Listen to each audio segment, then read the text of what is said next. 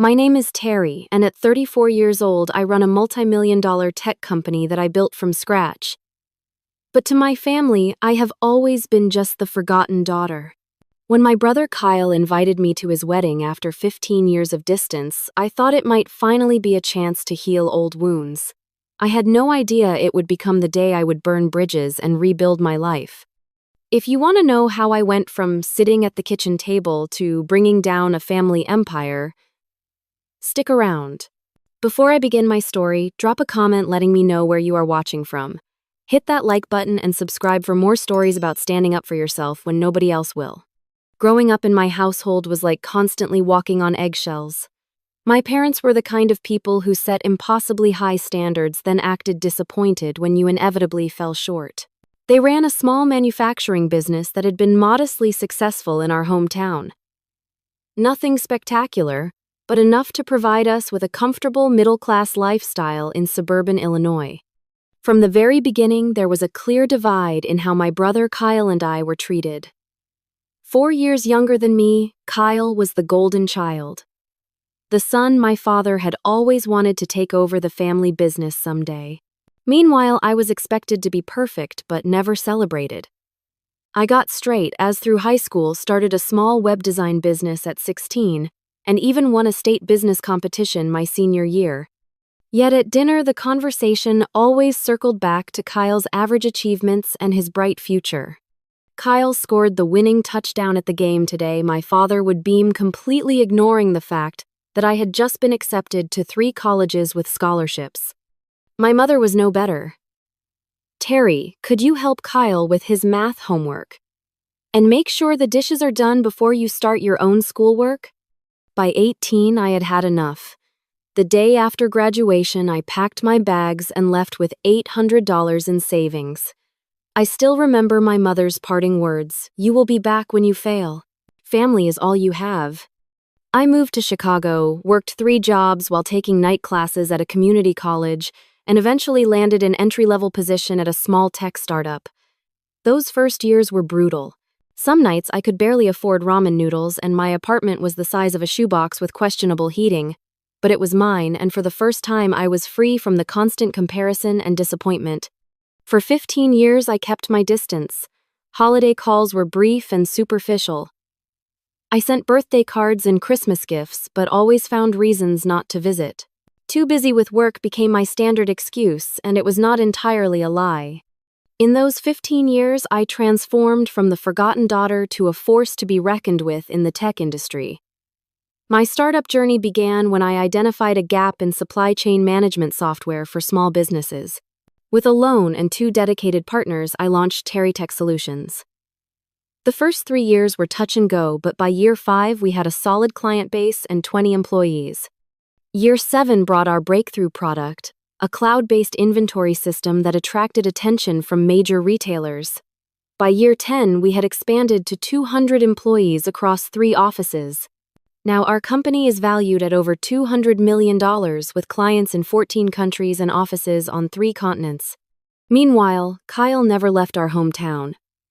He went to the local state college, dropped out after 2 years, and started working for our parents.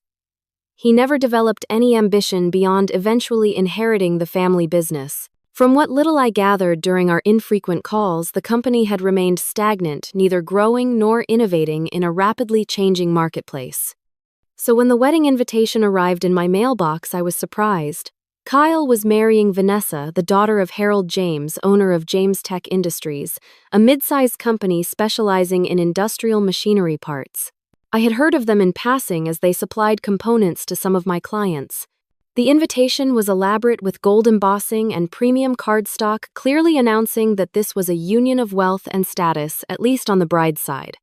I called Kyle to congratulate him, our first real conversation in years. "Thanks, Teri," he said, sounding genuinely happy.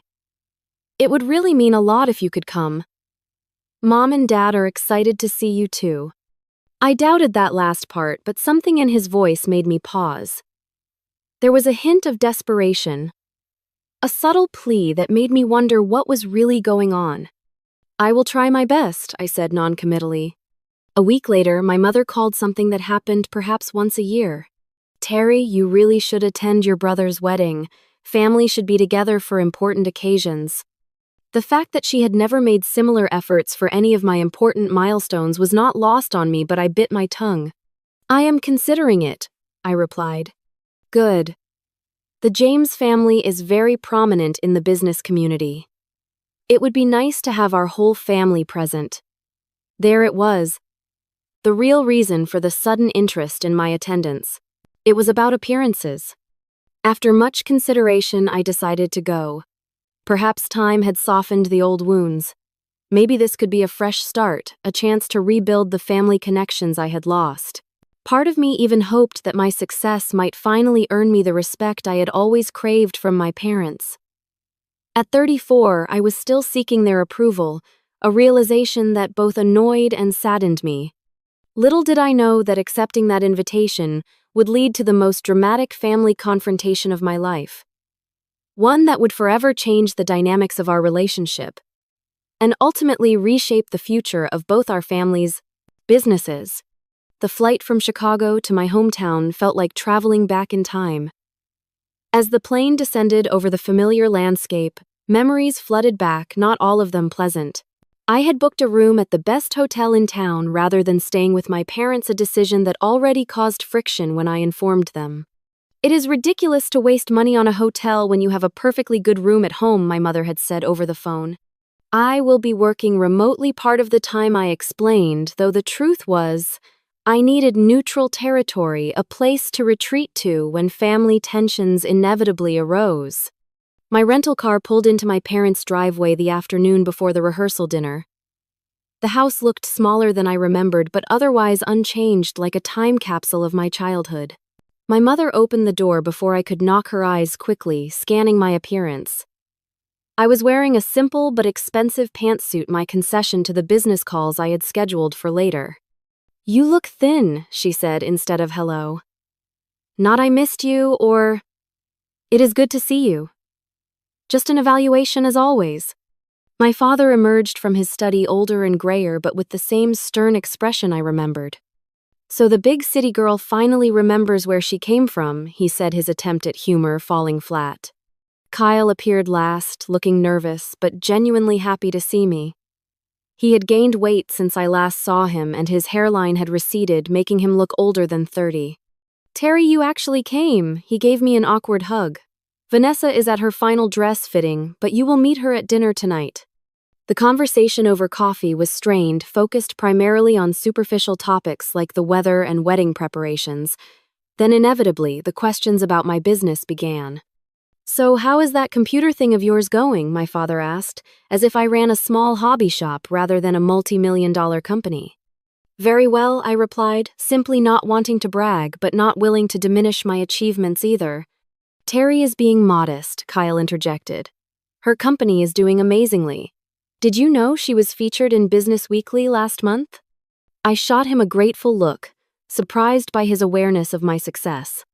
That is nice, my mother said dismissively. But is it fulfilling? Working all those hours instead of having a family? And there it was, the judgment I had expected. Before I could respond, Kyle changed the subject to the rehearsal dinner, explaining that Harold James had insisted on hosting it at the country club. That evening, I met Vanessa for the first time. She was conventionally beautiful, with perfect blonde hair, an expensive dress, and a smile that never quite reached her eyes. She kissed my cheeks and looked me up and down with a barely concealed assessment. So, you are Kyle's mysterious sister. We were beginning to think you might be a family myth. Her laugh was practiced and hollow. Business keeps me busy, I replied neutrally. Oh, I know all about busy women. My mother serves on the boards of 3 charities, she said, as if that were somehow comparable to running a global company. As the dinner progressed, I observed the dynamics at play. Harold James, Vanessa's father, was a loud, domineering man who clearly enjoyed being the center of attention. He spoke often about his company's successes and future plans, occasionally throwing questions at my father that seemed designed to highlight the disparity in their business success. So, Robert, how many employees do you have these days? He boomed across the table. 15, my father answered, a hint of defensiveness in his voice. 15. Well, we just expanded to our third facility. Over 200 people on payroll now. I noticed my parents and Kyle exchanging glances, something unspoken passing between them. It was the first sign that something more was happening beneath the surface. Later that night, I overheard Vanessa speaking to her mother near the restrooms. She is nothing like I expected, Vanessa was saying. From the way Kyle talked about his big-shot sister, I thought she would be more impressive. Well, appearances can be deceiving, her mother replied. Harold looked into her company. It is successful enough, but nowhere near James Tech's league. Still, the connection might be useful. I slipped away before they noticed me, their words confirming my suspicions that there was more to my invitation than family reconciliation. The following day, while Kyle was busy with groomsmen activities, I met with an old high school friend, Lisa, for coffee. She had stayed in our hometown and now worked as an accountant for several local businesses. I cannot believe you are actually here for the wedding, she said. Everyone is talking about it. Is that so unusual? Well, given everything that has happened with your family's company, people are surprised you would want to be associated with it. I frowned. What do you mean? Lisa looked uncomfortable, realizing she had said too much. I probably should not say anything, but as their accountant, I have seen the books. Your parents' company has been struggling for years. They have lost major clients to overseas competitors, and their equipment is outdated. They have been taking loans just to make payroll. This was news to me. In our infrequent conversations, my parents had always maintained that the business was doing fine. Not thriving, but stable. And Kyle, how is he involved? Lisa sighed. Kyle has been trying to save things, but he lacks experience. The wedding to Vanessa, well, people are saying it is more of a business merger than a love match. The James family has the capital your parents desperately need. The pieces were starting to fall into place. My brother's desperate plea for me to attend my parents' sudden interest in my presence. The way Harold James seemed to be evaluating our entire family. I was being paraded as the successful daughter to add value to the merger. That evening, I excused myself early from the family gathering and returned to my hotel. A quick internet search confirmed what Lisa had told me. My parents' company had filed for extensions on their tax payments, had a lien placed against their property, and their business credit rating had plummeted. Further digging revealed something even more interesting. James Tech Industries was one of the companies bidding on a major contract with Vertex Corp., one of my biggest clients. A contract that, coincidentally, I had significant influence over due to my close relationship with Vertex Corp's CEO. The next morning, the day before the wedding, I received an email from my assistant about the Vertex Corp contract. They were seeking my final approval on the vendor selection. James Tech was on the shortlist along with 2 other competitors. The contract was worth approximately $10 million, a game changer for a company of James Tech's size. Everything suddenly made crystal clear sense. This was not about family reconciliation. This was about using me for business connections. The realization left a bitter taste in my mouth, but I decided to wait and observe to see how far they would take this charade. The wedding day arrived with picture-perfect weather, sunshine streaming through scattered clouds. The ceremony was to be held at 3 p.m. at the town's most prestigious venue, followed by a reception at the Grand Hotel Ballroom. I spent the morning preparing in my hotel room, choosing a deep blue designer dress that was elegant without being flashy. I wanted to look successful, but not like I was trying to outshine the bride, though part of me suspected that Vanessa would find a way to take offense regardless. The church was decorated lavishly with white roses and gold accents. I estimated the floral arrangements alone must have cost thousands.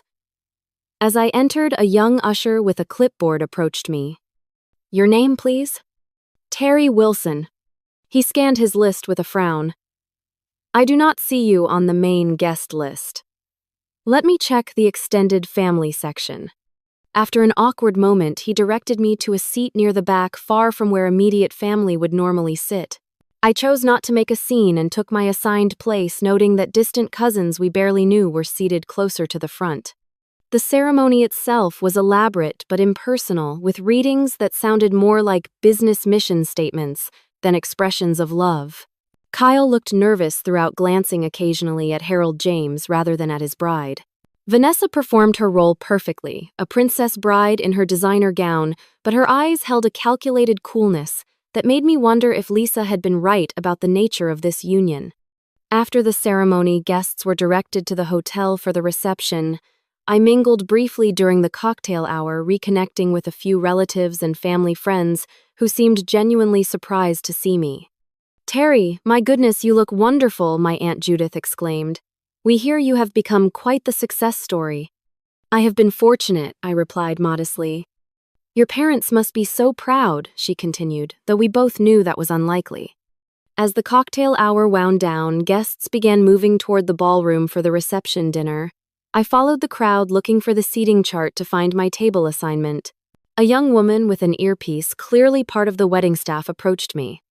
"Miss Wilson, if you will follow me, please." Assuming she was leading me to my table, I followed her through the ballroom. We passed table after table of elegantly dressed guests, crystal glasses catching the light from the chandeliers above.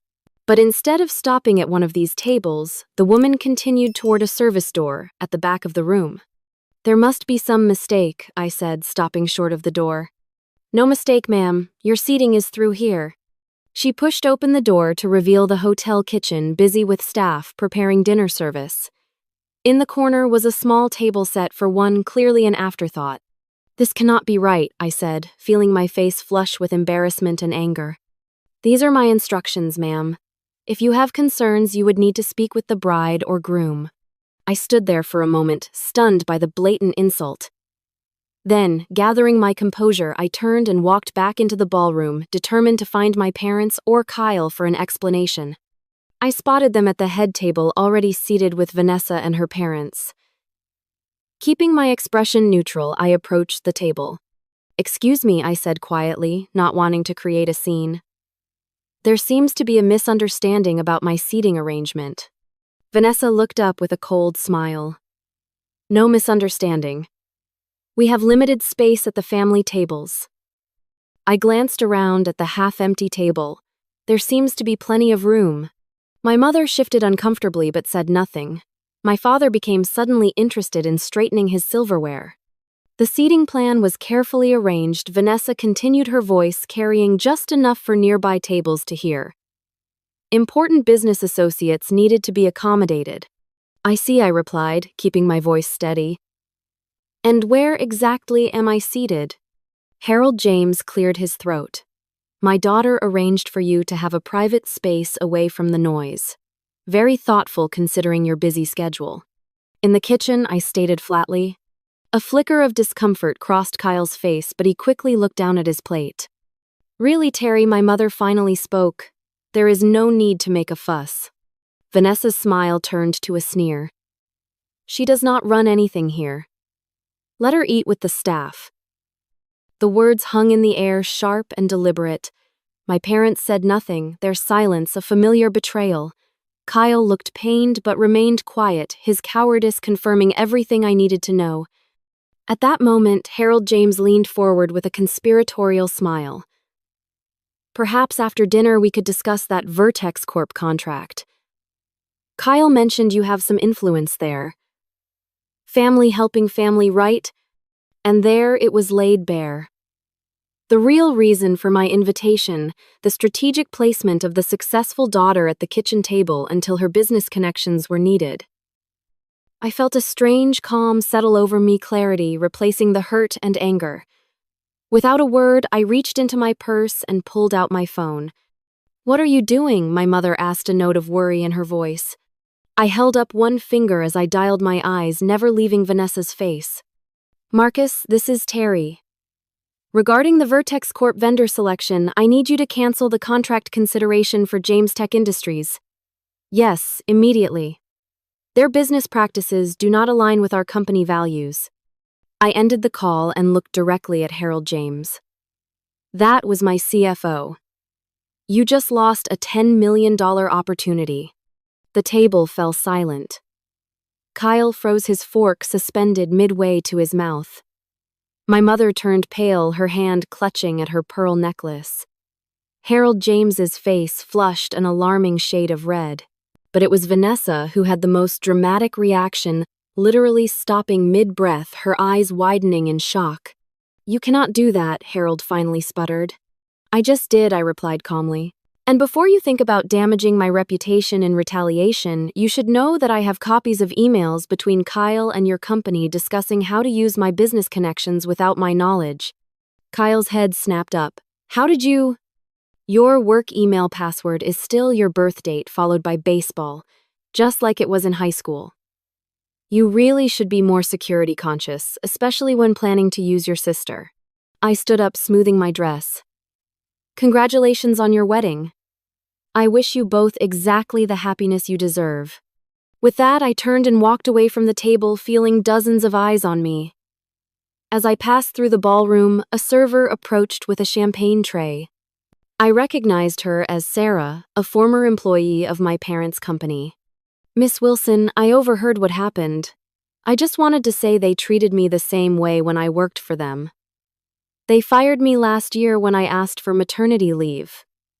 I stopped, truly looking at her for the first time. "Sarah Evans, right?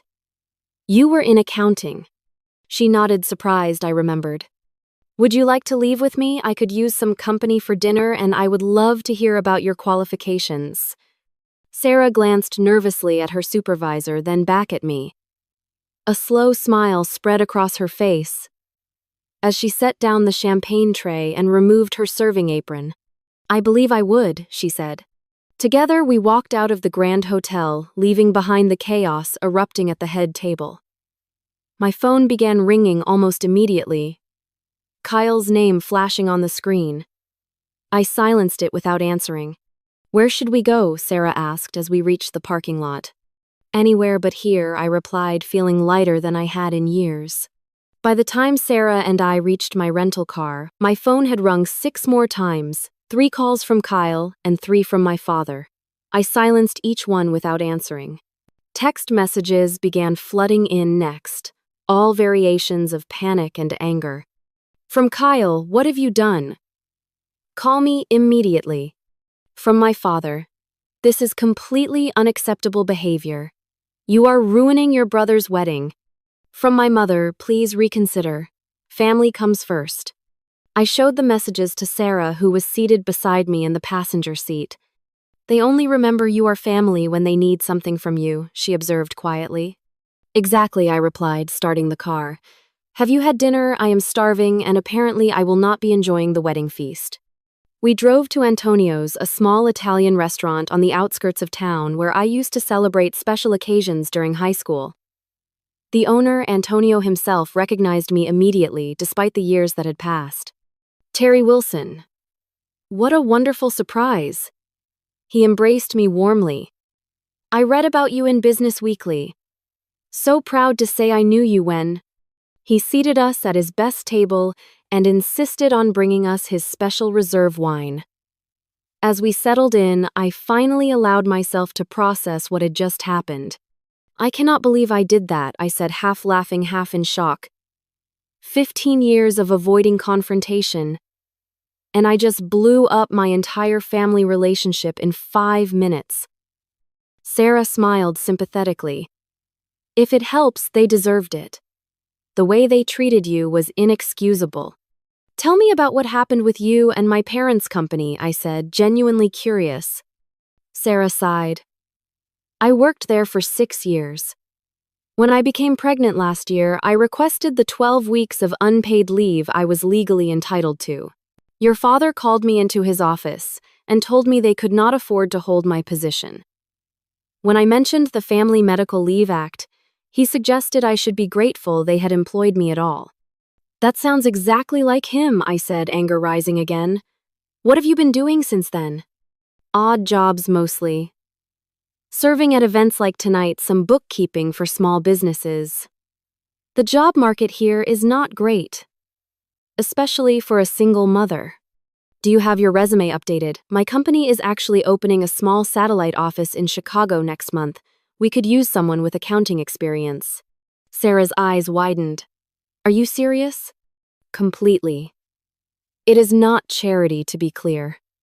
I need good people, and anyone who survived working for my father for 6 years has proven they have tenacity.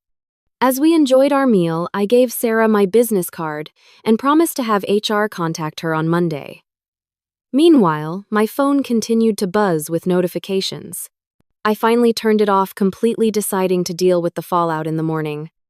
After dinner, I dropped Sarah at her apartment and returned to my hotel. As I pulled into the parking lot, I spotted Kyle leaning against my parents' car, clearly waiting for me. For a moment, I considered driving away, but I knew the confrontation was inevitable. 15 missed calls, he said as I approached. Could you not have answered just one? I had nothing to say to any of you, I replied coldly. You humiliated us in front of everyone. Do you have any idea what you have done? I believe I stopped being used by my family, something I should have done years ago. Kyle ran his hands through his hair in frustration. This is not just about you, Teri. That contract was everything. Dad's company is on the verge of bankruptcy. The merger with James Tech through my marriage to Vanessa was our last hope. So, you admit it was a business arrangement, not a love match. He had the decency to look ashamed. It was both. I do care for Vanessa, but yes, the timing was influenced by the business situation. And inviting me was part of the business plan, too. It was not a question. Harold found out about your connection to Vertex Corp. He made it clear that having you at the wedding, showing family unity, would help seal the deal. Kyle's voice grew quiet. I am sorry, Teri. I should have told you the truth. Yes, you should have, I agreed. Instead, you let them seat me in the kitchen like an embarrassing relative you needed to hide. That was Vanessa's idea. I swear I did not know until it was happening. I should have stood up for you. But you did not. You never do, Kyle. You have spent your entire life letting Mom and Dad shield you from consequences while I fought for every scrap of recognition. He looked down at his feet. I know. I have always known how unfairly they treated you. I just never had the courage to say anything. And now your courage would have cost me $10 million in business connections siphoned away without my knowledge or consent. Is there any way you will reconsider the contract, I mean? The wedding is already ruined, but the business could still be saved. I looked at my brother, really looked at him, and saw the desperate man he had become. Part of me felt sorry for him, but a larger part recognized that this was a pattern that needed to be broken. No, Kyle, I will not reconsider. What happens to the business now is not my responsibility. It never was, despite how much Mom and Dad tried to make me feel guilty for leaving. What about family loyalty? He asked weakly. Loyalty goes both ways.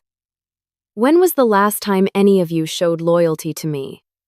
My accomplishments, my struggles, my life has been nothing but an afterthought to this family. Until you needed something from me. Kyle had no response to that. We stood in silence for a moment before he spoke again. Vanessa is threatening to call off the wedding. Her father is furious. He says you have damaged his company's reputation. Harold James damaged his own reputation by trying to manipulate business connections through a family wedding. As for Vanessa, if she truly loves you, she will marry you regardless of business considerations. Kyle laughed bitterly. We both know that is not going to happen. I shrugged. Then perhaps you have dodged a bullet. Easy for you to say. You have your successful company, your life in Chicago. What do I have? A failed business, probably no wife and parents who will blame me for everything falling apart. For the first time, I felt a genuine connection with my brother. He was finally seeing the family dynamics, clearly experiencing what I had felt for years. You have a chance to start fresh, Kyle. To build something that is truly yours, not what Mom and Dad planned for you. It is terrifying but also liberating. Trust me, I know. He looked uncertain, caught between the familiar dysfunction and the unknown future. I should go, he finally said. They are waiting for me at the hotel. Good luck, I offered, meaning it sincerely. As he walked away, he paused and turned back. For what it is worth, I am proud of what you have accomplished, Teri. I always have been. It was the first genuine compliment I had received from a family member in as long as I could remember. I nodded in acknowledgement, not trusting myself to speak. That night, I called the airline and changed my flight, opting to return to Chicago the next morning, rather than staying the planned 3 days. Whatever happened next with my family, I needed time and space to process it from the safety of my own territory. The Monday after the wedding, I was back in my office in downtown Chicago, trying to focus on work despite the emotional turmoil of the weekend. My assistant Marcus had been briefed on the situation with the Vertex Corp contract and had handled the immediate fallout professionally. The contract is being reassigned to Alvarez Manufacturing, he informed me during our morning meeting. They were our second choice anyway, and their terms are actually slightly more favorable. And James Tech's reaction, I asked. Multiple calls and emails growing increasingly desperate. Their legal team made some vague threats about interfering with business relationships, but our counsel says they have no grounds. I nodded, relieved that at least the professional side of the situation was under control. Any other fallout I should be aware of? Marcus hesitated. There are some rumors circulating in the industry about what happened at the wedding. Nothing concrete, but people are talking. Let them talk, I replied with more confidence than I felt. The truth will stand on its own. In reality, I was concerned about potential damage to my reputation. Business was often built on relationships, and public family drama could be perceived as unprofessional. However, I also knew that I had built enough credibility over the years to weather this storm. My phone had been relatively quiet since I had blocked my parents' and Kyle's numbers the night before. But around noon, an email arrived from Kyle sent to my work address. Teri, I hope this reaches you. The wedding has been postponed indefinitely. Vanessa left the hotel last night and is not answering my calls. Her father has withdrawn all offers of financial support or partnership. Dad is meeting with bankruptcy lawyers today. Mom is not speaking to anyone. I do not blame you for any of this. I blame myself for not standing up sooner, both for you and for what I really wanted. I am thinking about moving away, starting fresh somewhere. If you are willing to talk someday, I would appreciate your advice. Kyle. I read the email twice, unsure how to feel. There was no satisfaction in my family's suffering despite the justice of it. Yet I also knew that sometimes systems needed to collapse completely before they could be rebuilt in healthier ways. I decided not to respond immediately, giving both Kyle and myself time to process. Instead, I focused on work, including reaching out to Sarah Evans as I had promised. By Wednesday, she had a formal job offer from our HR department for a position in our new Chicago satellite office, with a salary that was twice what my parents had paid her and relocation assistance. I cannot thank you enough, she said when she called to accept the position. This is life-changing for me and my daughter. You earned it, I assured her. And selfishly, I am glad to have someone in the office who understands my background. By Thursday, the industry rumors Marcus had mentioned were beginning to die down, replaced by news that James Tech Industries was scaling back operations and laying off staff. I felt a twinge of guilt for the innocent employees affected, but reminded myself that Harold James's business practices were the real cause, not my actions. That evening, a formal letter arrived at my home address, obviously having been courier-delivered rather than trusted to regular mail.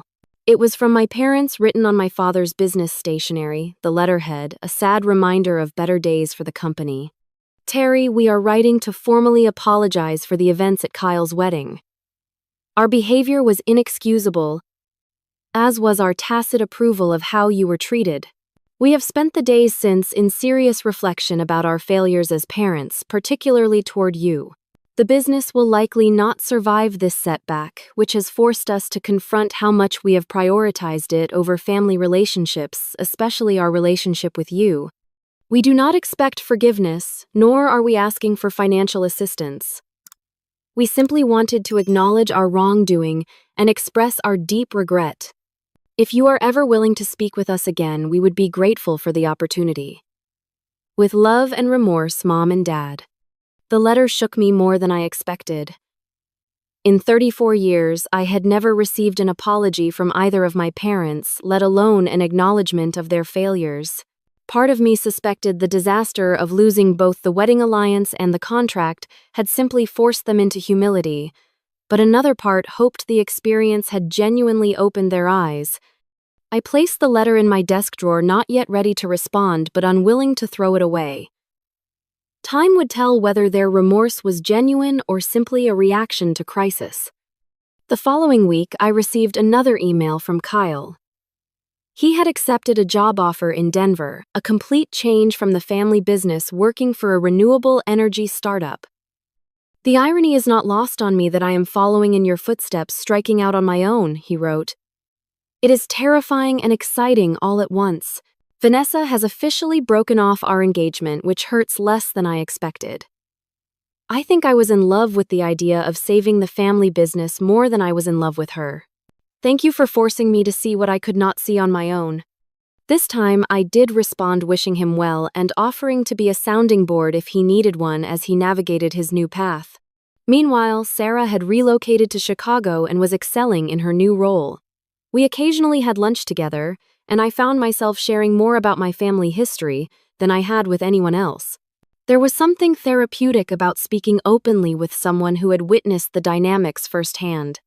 Have you thought about getting professional help? She asked during one of these lunches. Not that you need it, but talking to someone objective might help process everything. It was a good suggestion and one I had considered before but always dismissed as unnecessary. Now, with the recent upheaval, it seemed like the right time. I found a therapist specializing in family trauma and began weekly sessions slowly unpacking the years of conditional love and unrealistic expectations that had shaped my sense of self-worth. As the weeks turned into months, the immediate crisis faded into a new normal. My company continued to thrive, expanding into new markets and developing innovative products. The Vertex Corp contract with Alvarez Manufacturing proved successful, validating our decision to go with them over James Tech. And slowly, tentatively, communication with my family resumed. First with Kyle, who seemed genuinely committed to creating a new life for himself in Denver. Then occasionally with my mother, brief, awkward phone calls that gradually became more natural. My father was the last to reach out, his pride, the hardest to overcome. But eventually, he too made contact, his voice gruff but sincere, when he asked how I was doing. None of us mentioned the possibility of me helping with their financial situation, and I appreciated that boundary. This was not about money or business. It was about slowly rebuilding trust that had been broken long before the wedding incident. 6 months after the wedding that never happened, I found myself at a crossroads. The family company had indeed filed for bankruptcy, with the assets being sold off to cover debts. My parents were adjusting to retirement earlier than planned, living modestly but manageably on their savings. Kyle was thriving in his new job, having found a passion for sustainable energy that he had never discovered in the family business. And I was left wondering what role, if any, I wanted my family to play in my life going forward. The hurt had not disappeared, but it had evolved into something more complex, interwoven with understanding, and even a measure of forgiveness, not for their sake but for my own peace of mind. 1 year after the wedding incident, I made a decision that surprised even me. Teri Tech Solutions was expanding again, and we needed a new manufacturing partner for our hardware components. After careful consideration, I decided to establish this facility in my hometown, bringing much-needed jobs to the community that had shaped me for better or worse. The announcement made local headlines. Hometown success story brings high-tech jobs to community. The property I purchased was ironically the former site of James Tech Industries, which had downsized dramatically after losing the Vertex Corp contract and several others that followed. During the planning phase, I found myself back in my hometown more frequently than I had been in 15 years. Each visit became less painful than the last, the ghosts of my past gradually losing their power to hurt me. On one such trip, I ran into Harold James at a local restaurant. He had aged visibly in the past year, his once imposing presence diminished by business setbacks. "Miss Wilson," he acknowledged stiffly. Mr. James I replied with a nod. He hesitated, then spoke again. I suppose congratulations are in order for your company's expansion. Thank you. Another pause. I want you to know that I harbor no ill will about what happened. Business is business after all. It was as close to an apology as a man like Harold James would ever come. I accepted it with a simple nod, neither of us having any desire to prolong the interaction. Later that day, I visited my parents at their new home, a modest condominium they had downsized to after selling the family house to cover business debts. These visits had become regular, but were still somewhat strained, each of us learning how to relate to one another as adults, without the business as the centerpiece of our relationship. We saw the announcement about the new facility, my mother said as she served coffee. It will be good for the town. That is the hope, I replied. We should create about 150 jobs initially, with potential for more as we grow. My father cleared his throat. Will you be needing experienced management? I could put together a proposal. My mother shot him a warning glance and he quickly backtracked. Just an offer. No pressure. I appreciated that he caught himself showing progress in respecting the boundaries I had established. Thank you, but we have our team in place. However, I would value your insight on local suppliers if you are willing to share your knowledge. The relief on his face was evident. I was offering him a way to contribute his expertise without crossing into the complex territory of direct employment or financial entanglement. It was a small olive branch, and he recognized it as such. I would be happy to help with that, he said, his voice gruff but sincere. Meanwhile, Kyle had settled well into his new life in Denver. He had been promoted twice at the renewable energy company and was dating a fellow engineer who shared his newfound passion for sustainability. We spoke regularly now, our conversations no longer shadowed by family expectations or comparisons. I never knew what I was missing, he told me during one of our video calls. All those years thinking I had to take over the family business, I never considered what I actually wanted to do.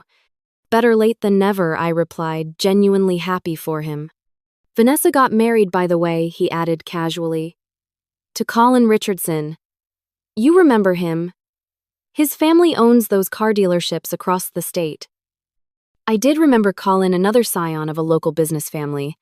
How do you feel about that? Kyle shrugged. Honestly, relieved. She found someone who fits into the role I was trying to play.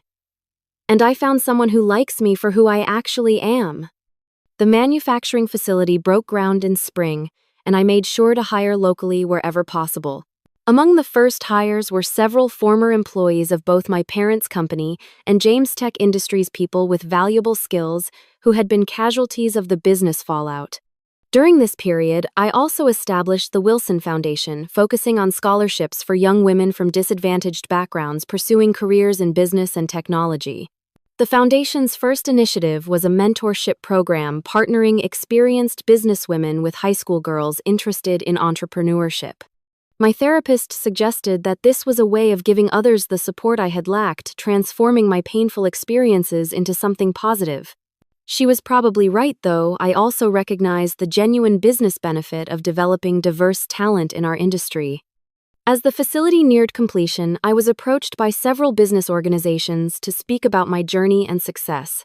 Initially reluctant, I eventually agreed to share my story at a women's leadership conference, omitting the more personal details of the wedding incident, but speaking candidly about the challenges I had faced as a woman in the tech industry. The response was overwhelming. Dozens of women approached me afterward, sharing similar experiences of being undervalued or overlooked. I realized that my story, while unique in its specifics, reflected broader patterns that resonated with many. This led to more speaking engagements, and eventually to the publication of a memoir focused on business resilience and authentic leadership. The book, titled Building Beyond Boundaries, became a bestseller in the business category, further expanding my platform and influence. Throughout this period of professional growth, I also experienced personal development. Through therapy and self-reflection, I came to understand that my drive for success had been partly motivated by a desire to prove my worth to my family. With that recognition came the freedom to define success on my own terms, to build a life that fulfilled me, rather than one designed to earn approval I might never receive. Part of that personal growth included opening myself to new relationships. I had always prioritized work over my personal life, using the demands of building a company as an excuse to avoid vulnerability. Now I found myself cautiously dating again, eventually meeting Jackson Reynolds, a widowed architect, with a thoughtful manner and quiet confidence that put me at ease. Jackson had his own successful firm and understood the demands of entrepreneurship. More importantly, he had done his own emotional work after losing his wife to cancer 5 years earlier. We moved slowly, both appreciating the value of building a solid foundation. By the time the manufacturing facility opened 18 months after the wedding incident, my life had transformed in ways I could never have predicted. My company was stronger than ever, expanding into new markets and pioneering innovative technologies. My relationship with my family, while still complicated, had evolved into something more honest and mutually respectful. And personally, I had found a balance that had eluded me for years, making time for relationships, self-care, and interests beyond work. The grand opening of the facility was attended by local officials, business leaders, and media. My parents were there, standing somewhat awkwardly at the periphery, until I specifically acknowledged them in my speech, thanking them for instilling in me the work ethic that had contributed to my success. It was a generous interpretation of our history, but one that allowed us all to save face publicly, while acknowledging the truth privately. Kyle flew in from Denver for the event, bringing his girlfriend Jessica, who impressed me with her intelligence and genuine warmth. Watching him confidently networking with industry leaders completely himself, rather than trying to fit a predetermined role, I felt a surge of pride in the man he had become. As I cut the ribbon on the new facility surrounded by employees, family, and community members, I reflected on the journey that had brought me to this moment. The painful wedding day that had seemed like an ending had actually been a beginning, the catalyst for healing and growth that might never have happened otherwise.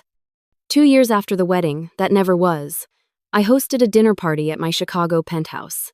Around the table sat an unlikely gathering: my parents Kyle, and his now fiancée Jessica Sarah, and her daughter Jackson, and a few close friends who had supported me throughout my journey. The atmosphere was relaxed, with conversation flowing easily and laughter punctuating the evening. My mother, who had once criticized my lack of domestic skills, genuinely complimented the meal I had prepared. My father engaged Jackson in a discussion about sustainable architecture, without once trying to dominate the conversation or prove his superior knowledge. Kyle and Jessica shared their plans for a small, intimate wedding in the Colorado mountains, deliberately different from the elaborate society event that had been planned with Vanessa. "No assigned seating," Kyle joked, catching my eye with a meaningful look. "Everyone sits wherever they want." It was the first time any of us had directly referenced the wedding incident in a social setting, a sign of how far we had come in processing the experience. After dinner, as we moved to the living room for coffee, my father unexpectedly raised his glass in a toast. "To Teri," he said, his voice uncharacteristically emotional, "who had the courage to stand up for herself when none of us did, and who has shown more grace and victory than we deserved." The simple acknowledgement brought tears to my eyes. It was not a detailed apology or an accounting of past wrongs, but it was sincere. And at this point in our journey, sincerity meant more than elaboration. Later that evening, after most guests had departed, I found myself alone with Kyle on the balcony overlooking the Chicago skyline. "Do you ever wonder what would have happened if you had just gone along with it all?" he asked. "Eaton in the kitchen helped with the contract, played the role they wanted." I considered the question carefully. "I would have preserved the appearance of family harmony," I replied. "The business merger would have proceeded. You would have married Vanessa. Mom and Dad would have salvaged the company, at least temporarily. And you would have continued being used and undervalued," Kyle added. "Yes, and eventually I would have grown resentful and withdrawn even further. The family would have remained dysfunctional, just with a prettier facade." Kyle nodded. "I have been thinking a lot about that day, how shocking it was to see you finally say no. It was like watching someone break a spell. Suddenly I could see the manipulation that had been happening all along. It took me longer than it should have," I admitted. 34 years of trying to earn love that should have been freely given. "Better late than never," he said, echoing my own words to him months before. Inside, I could see my parents chatting comfortably with Jackson, my mother actually laughing at something he said.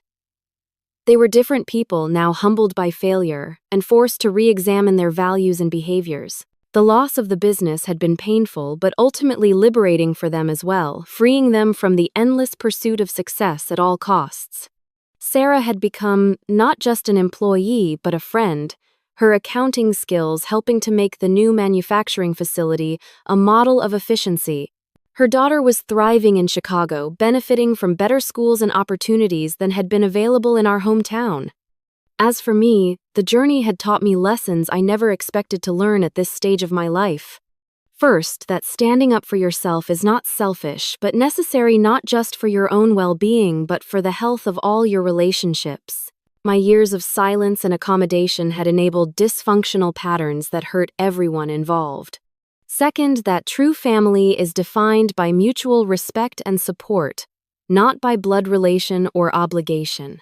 The family I had built around me now, a blend of biological relatives and chosen connections, was stronger and more authentic than what I had known before. Third, that success measured only in financial terms or external validation is hollow. Real success includes personal peace, healthy relationships, and the knowledge that you have lived according to your values. And perhaps most importantly, that forgiveness does not mean forgetting or excusing harmful behavior. It means freeing yourself from the burden of resentment while maintaining healthy boundaries. My relationship with my parents would never be perfect, but it was now honest with clear expectations and mutual respect. Jackson joined us on the balcony, slipping his arm around my waist. 6 months earlier, he had proposed, and we were planning our own wedding for the following spring. It would be a small ceremony focusing on celebration, rather than spectacle, with everyone who mattered to us seated together at one table. "Everything okay out here?" he asked, sensing the emotional undercurrent of our conversation. "Just reflecting on the journey," I replied, leaning into his solid presence. "A pretty remarkable one," he observed. "Not many people would have had the courage to do what you did that day." "I wish I could say it was courage," I admitted. But honestly, it was simply that I had nothing left to lose. They had already taken my dignity. "And look what you built from that moment," Kyle said. "A stronger company, a foundation helping young women a more honest relationship with family and a life that is truly yours." As we stood together looking out at the city lights, I felt a sense of completion. The painful wedding day had been not an ending but a beginning. The catalyst for authentic living that might never have happened otherwise. The path had not been easy. There had been legal threats from Harold James that never materialized, awkward family gatherings, as we learned to relate to each other authentically, and plenty of my own internal struggles, as I unlearned patterns of seeking approval and validation. But standing there with my brother and my fiancé, with my imperfect but evolving family inside, I knew with certainty that walking out of that wedding was the best decision I had ever made. Not because it punished those who had hurt me, but because it finally set me free to create the life and relationships I truly deserved. Have you ever had to make a difficult choice between family expectations and self-respect? I would love to hear your stories in the comments below. Sometimes the hardest decisions lead to the most important growth. If this story resonated with you, please like and subscribe for more content about standing up for yourself and building healthy relationships. Share this video with someone who might need to hear that it is okay to set boundaries even with family. Thank you for listening to my journey, and remember, you deserve a seat at the table, not in the kitchen.